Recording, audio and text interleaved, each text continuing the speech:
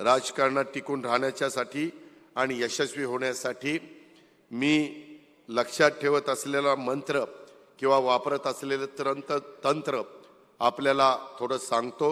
राजकारणात नेहमीच मी स्वतः 3 गोष्टी स्वतः जवळ ठेवत आलोय। आता मी माझा स्वभाव तुम्हालाही माहिती आहे की पूर्वी कसा होता आणि आता कसा बदलत चाललेला आहे। तो अजून चांगला बदलण्याचा प्रयत्न करतो, काळजी करू नका। फक्त तुम्ही माझा साथ द्या, माझ्या बरोबर राहा। त्याच्यामध्ये 3 गोष्टी वाढवण्याचा नेहमी प्रयत्न करत आलेलो आहे आणि ज्या 3 गोष्टी मी नेहमी वाढवण्याचा प्रयत्न केलेला आहे त्या म्हणजे ॲम्बिशन। त्यामध्ये ॲम्बिशन म्हणजे नेहमी मोठी महत्त्वाकांक्षा आपण ठेवली पाहिजे। आपला पक्ष अधिकाधिक जागा जिंकेल अशी ती महत्त्वाकांक्षा असावी। त्या दृष्टीने प्रयत्न देखील असावेत। नुसती महत्त्वाकांक्षा ठेवून चालणार नाही। दुसरी त्याच्यामध्ये अडॅप्टिबिलिटी म्हणजेच होणाऱ्या बदलांशी जुळून घेण्याची वृत्ती। परवाच एक कार्यकर्ता मला भेटला आणि म्हणाला, दादा तुम्हाला भेटीसाठी चिठ्ठी आत पाठवताना फक्त नाव लिहावं लागतं, खाली काही पद लिहिता येत नाही। मी त्यांना म्हटलं सर्वांना पद देता येणं शक्य नाही, कारण हे 3 पक्षाचं सरकार आहे। त्याच्यामध्ये आपल्याला जुळून घ्यावं लागतं। महामंडळ पदही विभागली जातात। राजकारणातली परिस्थिती बदलत असते, तिच्याशी जुळून घेण्यासाठी आपल्याला बदल करावा लागतो। तेव्हा आपण सर्वांशी जुळून घेण्याची वृत्ती काही काळ ठेवली पाहिजे आणि त्याच्यामुळं पद असो पद नसो आपण सतत काम करत राहिलं आणि काम आपलं उजवं दिसलं तर पद आपोआप चालत येतं। ही गोष्ट कृपा करून आपण सगळ्यांनी लक्षात घ्या। आणि तिसरं म्हणजे अकाउंटेबिलिटी। त्याच्यामध्ये कुठल्याही परिस्थितीमध्ये आपलं उत्तरदायित्व, हे जबाबदारीची जाणीव, ही जाणीव आपण वाढवली म्हणजेच आपण नेहमीच्या कर्तव्य तत्पर राहतो आणि जबाबदारी यशस्वीपूर्णपणे करतो। अशा पद्धतीनं ह्या 3 बाबी आहे। परंतु ह्या 3 बाबी बरोबरच 3 गोष्टी मी स्वतः जवळ ठेवतो, त्या म्हणजे पेशन्स, त्याच्यामध्ये पंक्च्युअलिटी आणि पॉझिटिव्हिटी। ह्या 3 गोष्टी अतिशय महत्त्वाच्या आहेत। त्याचा उल्लेख माझ्या माहितीप्रमाणे तटकरे साहेबांनी पण केला। आपण नेहमी पॉझिटिव्ह असलं पाहिजे, ती पॉझिटिव्हिटी तुम्ही मी दाखवली पाहिजे। पेशन्स म्हणजे धीर आपण ठेवला पाहिजे। वेळेच्या बाबतीत कार्यतत्पर राहा। मी मगाशीच बोलत असताना हिरामण खोसकरला म्हणलं का रे बाबा जरा उशीर झाला यायला, मग तो हळूच नरहरी झिरवाळींच्याकडे बघत होता। पण म्हणलं राधा रात्री 1 वाजता आला। अरे म्हणलं तुम्हाला 15-20 दिवस सांगितलेलं होतं की आजचा दिवस आपला महत्त्वाचा आहे, तसं आता इथून पुढे होऊन देऊ नका। मी खरंच पुढच्या वेळेस दारच बंद करणार आहे। जर 9:30चं टायमिंग असेल ना, 9:30 वाजल्यावर दार बंद। जे बाहेर असतील त्यांना पक्षाबद्दल किती आस्था आहे, प्रेम आहे, हे त्या ठिकाणी लक्षात येईल। त्याच्यामुळं तसं आता करू नका। इतकं टोकाचं पाऊल कृपा करून उचलायला लावू नका, अशी माझी आपल्याला विनंती आहे। आणि या आपण नेहमी त्याच्यामध्ये पेशन्स ठेवला पाहिजे, कार्यतत्पर राहिलं पाहिजे। पॉझिटिव्हिटी ही सकारात्मक आपण त्याचा ठेवा आहे। ह्या 3ही गोष्टी आपण त्यामध्ये दाखवल्या पाहिजेत आणि तशा पद्धतीनं काम करत जीवनात कधी पण नाराजी येणार नाही। भविष्यात राजकीय आलेख उंचावत जातो, एवढंच आपण त्या ठिकाणी लक्षात ठेवलं पाहिजे, अशी माझी आपल्याला सगळ्यांना आग्रहाची, नम्रतेची, कळकळीची विनंती आहे। खरं तर प्रफुल्लभाईंनी त्याचं उदाहरण दिलं। ज्यावेळेस मी प्रफुल्लभाई देशाचे पंतप्रधान नरेंद्र मोदी साहेबांना आणि अमित शाह साहेबांना, आणि त्यावेळेस नड्डाजी पण होते, ते 3 होते आणि आपण होतो, त्यावेळेस आम्ही स्पष्टपणे तिथं सांगितलेलं होतं की आम्ही काम करताना हा महाराष्ट्र आहे, शिवशाहू फुले आंबेडकरांचा महाराष्ट्र आहे। इथं एकता, इथं समता, इथं बंधुतेचा विचार इथल्या मातीत अतिशय खोलवर रुजला गेलेला आहे। इथं जातीय द्वेष, धार्मिक हिंसेला स्थान नाही आणि तशा पद्धतीचं राजकारण कदाचित काही दिवस चालेल, परंतु दीर्घकाळ लोकांच्या मनात राहायचं असेल तर सर्वांना बरोबर घेऊनच जावं लागतं।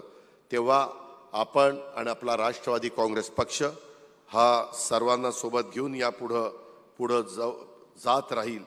विदर्भातले थोर संत तुकडोजी महाराज यांनी ग्रामगीता लिहिलेली आहे आणि त्यातल्या 4 ओळी मला आपल्याला ऐकावशा वाटतायत. सार्वजनिक कामी जाऊनी कष्टत जावे निस्पृहपणी, जाती पक्ष मित्र शत्रू म्हणून पक्षपात कोठे नसावा. हे विचार त्या काळामध्ये ह्याच विदर्भामध्ये संत तुकडोजी महाराजांच्या ग्रामगीतेमध्ये त्यांनी सांगितलेले आहेत. आणि त्यांनी म्हटल्याप्रमाणेच सार्वजनिक जीवनामध्ये निस्पृहपणे कष्ट करणं, जातीपाती मित्र शत्रू न पाहता पक्षपात न करता कार्यरत राहणं, हाच आपल्या सर्वांच्या समोरचा आदर्श आहे. आणि त्याच पद्धतीनं आपण पुढे जाण्याचं काम करूया, अशा प्रकारची माझी आपल्याला सगळ्यांना आग्रहाची विनंती आहे. त्याचबरोबर माझी तुम्हाला अजून एक विनंती आहे की प्रवक्त्याच्या बाबतीमध्ये देखील आपण लवकरच काही निर्णय घेतो. मगाशी त्याच्याबद्दल सांगितलं. कधी कधी काही प्रवक्ते हे ज्या पद्धतीनं तिथं बोललं पाहिजे किंवा माहिती घेतली पाहिजे. इथं नवाबभाई साक्षीला आहेत. नवाबभाई ज्यावेळेस आपण सगळेजण एकत्रपणे राष्ट्रवादी काँग्रेसमध्ये काम करायचो, त्यावेळेस एखादा प्रसंग देश पातळीवर घडला, राज्य पातळीवर घडला, तर फोन करून ते विचारायचे, साहेबांना विचारायचे, आम्हाला विचारायचे की काय साधारण आपली भूमिका असली पाहिजे, आणि ते व्यवस्थितपणे तिथं मांडायचे. आणि त्या पद्धतीनं पक्षाची भूमिका मांडून लोकांच्या मनातले गैरसमज दूर करण्याचा प्रयत्न करायचे. कधी कधी काही प्रवक्ते असं काही बोलून जातात की आगीतनं उठलो फुफुट्यात पडलो असंच सांगायची वेळ येते. आणि म्हणून मगाशी प्रफुल्लभाईंनी त्या गोष्टीचा उल्लेख केला. अरे बाबा, थोडंसं शांतपणे तुम्ही जरा विचारपूर्वक बोलत चला. काही लोक अतिशय चुकीचं बोलतात. त्यांनी तसं बोलले तर विनाशकाले विपरीत बुद्धी म्हणून विषय सोडून द्यायचा, फार त्याचं उत्तर द्यायच्या भानगडीमध्ये पडायचं नाही. मी मगाशीच सांगितलं, पेशन्स ठेवले पाहिजे. त्याबद्दलची भूमिका ही प्रवक्त्यांनी पण दाखवली पाहिजे. आणि कधी कधी काही प्रवक्ते असं काही बोलतात आणि कुणाला तरी अंगावर घेतात. कुणाला अंगावर घेऊ नका. तुम्ही प्रवक्तेपद नीट सांभाळा आणि पक्षातला त्याच्यातनं मदत कशी होईल, पक्षाची प्रतिमा जनमानसाच्या समोर कशी चांगली पद्धतीनं पुढे जाईल, अशा प्रकारचा प्रयत्न त्या बाबतीमध्ये सगळ्यांच्याकडनं झाला पाहिजे, अशी माझी आपल्याला सगळ्यांना या निमित्तानं विनंती आहे. आपल्या प्रवक्त्यांनी, पदाधिकाऱ्यांनी, कार्यकर्त्यांनी ही गोष्ट कृपा करून लक्षामध्ये ठेवावी किंवा शिवशाहू फुले आंबेडकरांची हीच आपल्या पक्षाची ठाम विचारधारा आहे. नवमहाराष्ट्राचे शिल्पकार स्वर्गीय यशवंतराव चव्हाण साहेबांच्या विचारावरच आपण काम करतो. त्यामुळं आपल्या शब्दातली सुसंस्कृतपणा जपणं ही तुमची माझी प्रत्येकाची जबाबदारी आहे. भावनेच्या भरात कोणी अविचारी वक्तव्य करू नये, कुठंही पातळी घसरू नये, याची माझ्यासह प्रत्येकाने काळजी घ्यावी. आपल्या नेत्यांवर असंसदीय भाषेत हल्ला झाल्यावर तुम्हाला दुःख होणं स्वाभाविक आहे, तरी देखील परंतु त्याला उत्तर देताना आपण योग्य शब्दामध्ये, ठाम विचारांनी आणि मर्यादित राहून प्रत्युत्तर दिलं पाहिजे. पक्षावरील विश्वास आणि आपल्या कामाची ताकद आणि जनतेशी असलेली आपली नाळ यावर आपण ठाम राहिलो तर कुठल्याही अफवांनी किंवा खोट्या प्रचारांनी आपल्या पक्षाची प्रतिमा डळमळीत होणार नाही, याची नोंद आपण घ्या. पक्षातल्या प्रत्येक कार्यकर्त्याची एकजूट असणं गरजेचं आहे. आपण आपल्या भावनेवर नियंत्रण ठेवून शब्दांची योग्य पातळी राखत सत्य आणि तथ्ये लोकांच्यापर्यंत पोहोचवली पाहिजेत. भडक, उग्र आणि समाजामध्ये तेढ निर्माण करणारी वक्तव्य आपल्या पक्षाच्या सोबतच महाराष्ट्राच्या ऐक्याला बाधा पोचू शकतात. हे कृपा करून आजच्या ह्या राष्ट्रवादी चिंतन शिबिराच्या निमित्तानं लोकशाही, न्याय, समता ही भूमिका ज्यावेळेस आपण मांडतो त्यावेळेस हे प्रत्येकाने लक्षामध्ये ठेवलं पाहिजे, अशी माझी आपल्याला सगळ्यांना आग्रहाची विनंती आहे. आणि देशाचा आणि राज्याचा विकास महत्त्वाचा असला तरी शिवशाहू फुले आंबेडकर हा देशाच्या लोकशाहीचा आत्मा आहे आणि तसाच तो राष्ट्रवादी काँग्रेस पक्षाचा पण आत्मा आहे. त्या आत्म्याशिवाय कोणी जिवंत राहू शकत नाही. शिवशाहू फुले आंबेडकर ही आपल्या राष्ट्रवादी काँग्रेस पक्षाची विचारधारा होती, आहे आणि यापुढे देखील राहील, यात कोणी शंका घेण्याचं कारण नाही. राष्ट्रवादी काँग्रेस पक्ष देशाच्या आणि राज्याच्या विकासाचा विचार करूनच NDA मध्ये सामील झालेला आहे.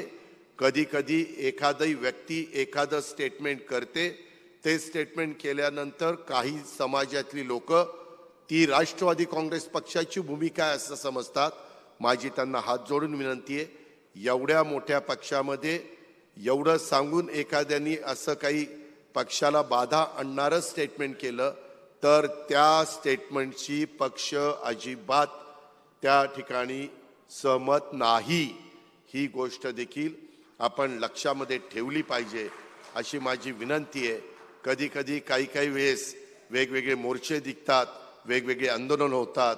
लोकशाहीमध्ये संविधानाने प्रत्येकाला अधिकार दिलेला आंदोलन करायचा, मोर्चे काढण्याचा, परंतु त्याच्यातून असं काहीतरी कुणीतरी त्याच्यामध्ये सामील झालं की दुसऱ्या भागातले लोक म्हणतात, अहो तुमचे तर कार्यकर्ते त्याच्यामध्ये होते, तुमचे नेते होते, मग तुमचं ह्याच्याबद्दल काय मत आहे? मी आपल्याला स्पष्ट सांगतो की आज ह्या शिबिराच्या निमित्तानं, राष्ट्रवादी चिंतन शिबिराच्या निमित्तानं आम्ही सगळ्यांनीच एवढ्या स्पष्टपणे ह्या भूमिका मांडल्या.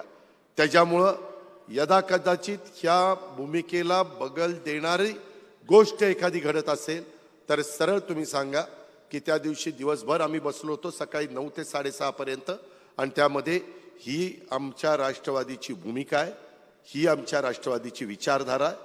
त्याच्यामुळे एखादी कुणी वेगळं मत व्यक्त केलं तर त्या मताशी राष्ट्रवादी काँग्रेस पक्ष अजिबात सहमत नाही असं तुम्ही स्पष्टपणे सांगायला मागं पुढं बघू नका. पक्षाच्या स्थापनेपासून राज्याच्या खेड्यापाड्यातले, देशातल्या, जगाच्या कानाकोपऱ्यातले कार्यकर्ते हे आपल्या विचाराशी जोडले गेलेले आहेत. या सर्वांनी राष्ट्रवादी काँग्रेस पक्ष हा वाढवण्याच्या करता 10 जून 1999 पासून आजपर्यंत वेगवेगळ्या टप्प्यात वेगवेगळ्या मान्यवरांनी काम करत आलेले आहेत. त्याच्यामध्ये राष्ट्रवादीचे विचार समाजामध्ये पोहोचवण्यापर्यंत, शेवटच्या माणसापर्यंत नेण्यापर्यंत जे योगदान दिलंय त्या सर्वांचं मी मनापासून अभिनंदन करतो, मनापासून त्यांचं त्या ठिकाणी कौतुक करतो. पुन्हा जाता जाता लोकांच्या मध्ये मिसळा, जनसंपर्क वाढवा, लोकांच्या सुखदुःखाशी एकरूप व्हा. जेव्हा तुम्ही लोकात जाल तेव्हाच लोक तुमच्याबरोबर येतील. त्यासाठी राष्ट्रवादीची कार्यालय सुसज्ज करा. येत्या काळात राष्ट्रवादी काँग्रेस पक्ष